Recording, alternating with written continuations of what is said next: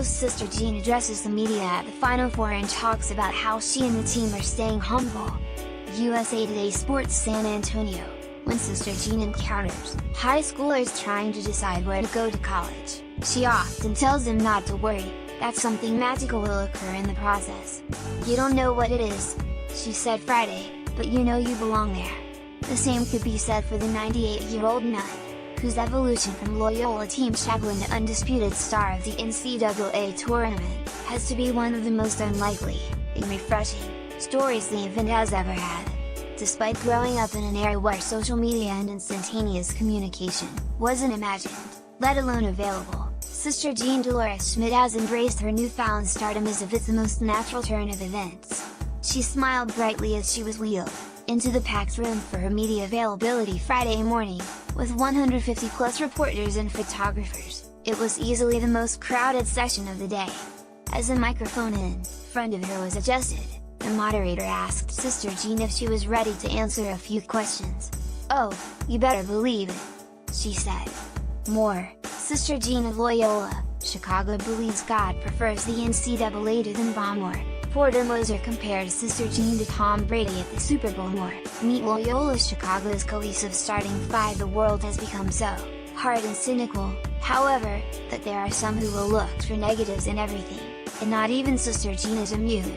There were some Friday who were indignant at her opinion that God is probably a basketball fan more of the NCAA than the NBA. Others suggested Sister Jean was hogging attention from the players, posting a photo of the standing room only crowd for her media session alongside one of Ramblers guard Marks Towns in an empty room. Never mind that their sessions did not occur simultaneously, with Sister Jean finishing 5 minutes before the Loyola players began. More than 175 comments, more than 1,000 retweets and more than 2.5K likes for a flat-out lie by @Brianka Sala. Sister Jean's breakout session was during a window where no other media obligations for any of the four teams' players or coaches were taking place. David Warlock, @David Warlock March 30th, 2018 or that the Loyola players are Sister Jean's biggest fans. "Her aura is so bright," Dante Ingram said. "She sends emails after the game, generalized and individualized, letting you know what we did well and just to keep it going and instilling confidence in us. Obviously to have her support, it's great. She's like no other," he added. "We're happy to have her on our side. The thing is, we all could use a Sister Jean on our side. Someone who is a passionate supporter of everything you do yet makes you realize there's a world greater than the one you occupy. Someone who reminds you that the simple things sometimes mean the most. Someone who shows you that life can be done well, at any age.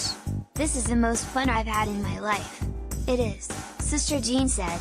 "It is just so much fun for me to be here, and I almost didn't get here, but I fought hard enough to do that because I wanted to be with the guys." There was a packed house for Loyola Ramblers team chaplain Sister Jean's news conference Friday. Photo, Shanna Lockwood, USA Today Sports. Had Sister Jean had more than her 15 minutes of fame at this point? Possibly. Her face now adorns everything from t-shirts, to socks, and the company that made her latest bobblehead has sold so many of them that Sister Jean joked its owners could retire when they're finished making these.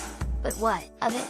If you're sick of or outraged by an entertaining and engaging 98-year-old woman who was an integral part of Loyola's team long before the NCAA tournament began, you probably ought to take a hard look at yourself first. Better yet, just mute your phone or TV when she comes on. College athletics is often a nasty, seedy enterprise, as we are reminded by the continuing fallout from the FBI investigation that revealed fraud at the highest levels of college basketball. But not everything is ugly. Not everything has something sinister lurking behind it. There are still some things in the world that are simple and pure. You cannot expect them, and you certainly can predict them. Sister Jean didn't go looking for the attention. She didn't ask for people to line up and take selfies with her these last few weeks. She didn't request to meet with the media. It's all just happened. Like magic. Follow USA Today Sports columnist Nancy Armour on Twitter @Narm.